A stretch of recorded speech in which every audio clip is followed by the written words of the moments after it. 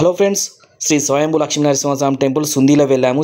ఈ ఆలయానికి చాలా ప్రత్యేకత ఉందండి. ఇది స్టార్టింగ్ ఎంట్రన్స్లో అండి. ఇక్కడ పక్కన కొబ్బరికాయలు తీసుకుంటున్నాము. ఇది అండి ఈ ఆలయ ప్రాంతం. ఇది ఎంట్రన్స్ అండి ఆలయానికి. ఈ బావి కాకతీయులు నిర్మించిందండి. శిథిలావస్థలతో క్లోజ్ చేశారు. ఈ ఆలయ స్థల పురాణం ప్రకారం చాలా ఏళ్ళ కిందట ఒక వృద్ధ బ్రాహ్మణుడు జనగామలో ఉంటూ సుందీలలో ఉన్న తన పొలానికి ప్రతిరోజు తన మనవని తీసుకొని వచ్చేటోడు. మొత్తం అప్పట్లో ఏంటంటే ఇది అడవి ప్రాంతం, మొత్తం దట్టమైన అడవి అన్నట్టు. ఒకరోజు ఏంటంటే తను ఒక్కడే ఒంటరిగా వచ్చాడు. లోపల ప్రతి స్తంభానికి విగ్రహాలు అనేది చెక్కారు. చూడండి, హిరణ్యకశిపుని సంహరించింది నరసింహస్వామి. చూడండి ఎలా చెక్కారు, చాలా బాగుందండి. ఈ ప్రతి స్తంభాల పైన శిల్పాలు అనేది చెక్కారండి. మన భారతీయ శిల్పకళ చాలా అద్భుతం, చాలా వ్యామోహం అని చూస్తుంటే మీకు అర్థమైపోతుంది. ఆ బ్రాహ్మణుడు ఒక్కడే వచ్చి పనులు చేయడంతో చాలా అలసిపోయి ఏంటంటే ఆ రోజు దారి తప్పిపోయాడు.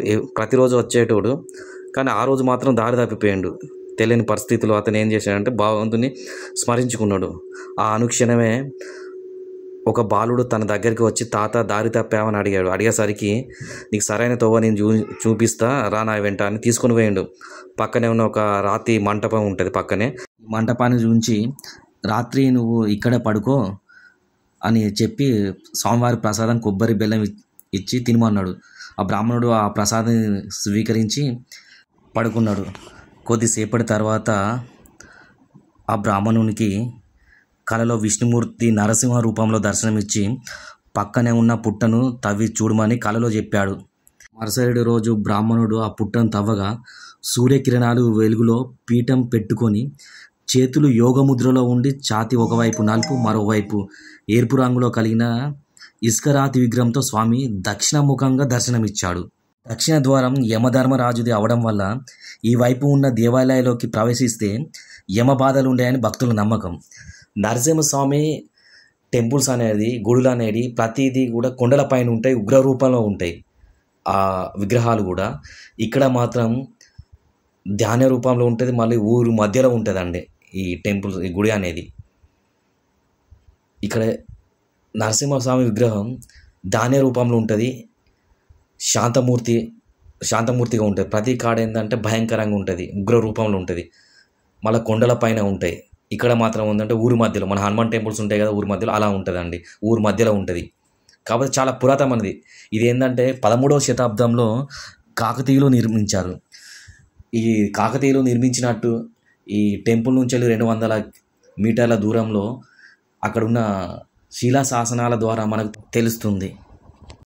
ఇక్కడ భక్తులు కోరుకున్న కోరికలు నెరవేరాలని ఇక్కడ ముడుపులు కడతారండి. ఇదే చెట్టుకి అండి అక్కడ కనబడే.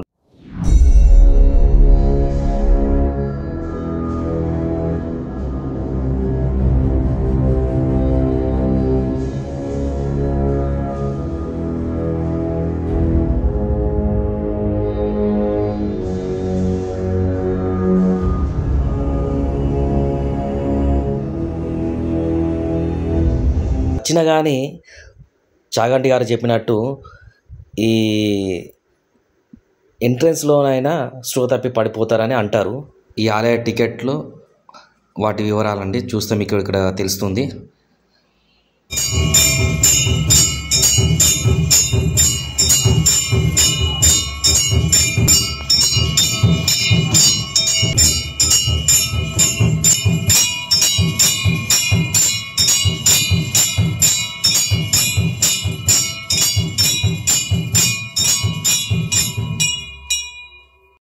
ఏ గుడికి వెళ్ళినా కానీ ముందుగా ధ్వజస్తంభాన్ని దర్శించుకోవాలండి.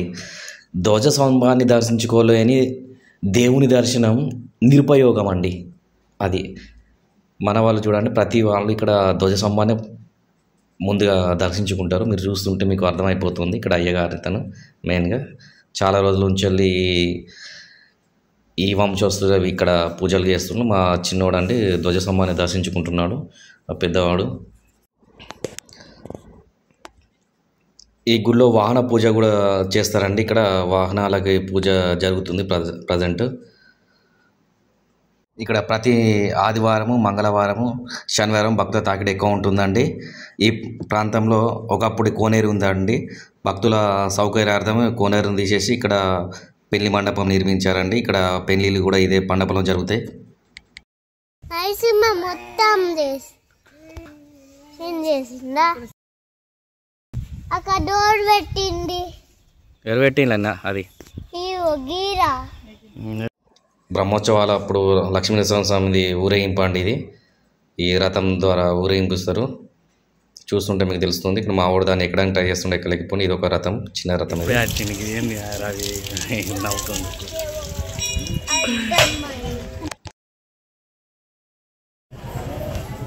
పోతాండు ఉరుకుతుండ దర్శనానికి రవి ఇక్కడ ప్రతి ఏడాది ధనుర్మాసంలో భజన సప్తాహం జరుగుతుంది ఈ చుట్టుపక్కల గ్రామాల ప్రజలు కానీ కుందారం కానీ చెట్టుపల్లి కానీ శివారం కానీ జనగాం కానీ గోదావరి కానీ చుట్టుపక్కల గ్రామాల ప్రజలందరూ ఈ పెద్ద సంఖ్యలో ఈ కార్యక్రమంలో పాల్గొంటారండి ఈ సందర్భంగా ప్రతిరోజు నిత్యానందం చేస్తారు అలాగే ప్రతి ఏడు పాల్గొన మాసంలో స్వామివారి కళ్యాణ బ్రహ్మోత్సవాలు జరుగుతాయండి అంతేకాక ప్రతి నెలలో ఏకాహం ఉంటుంది అంటే 24 గంటల భజన ఉంటుంది ప్రతి నెల 24 గంటల భజన అంటే చాలా గ్రేట్ అండి ఎక్కడ కూడా ఉండదు అలా నాకు తెలిసినంతవరకు ఈ నరసింహస్వామి గుడిలో ఉంటుందండి thank you for watching video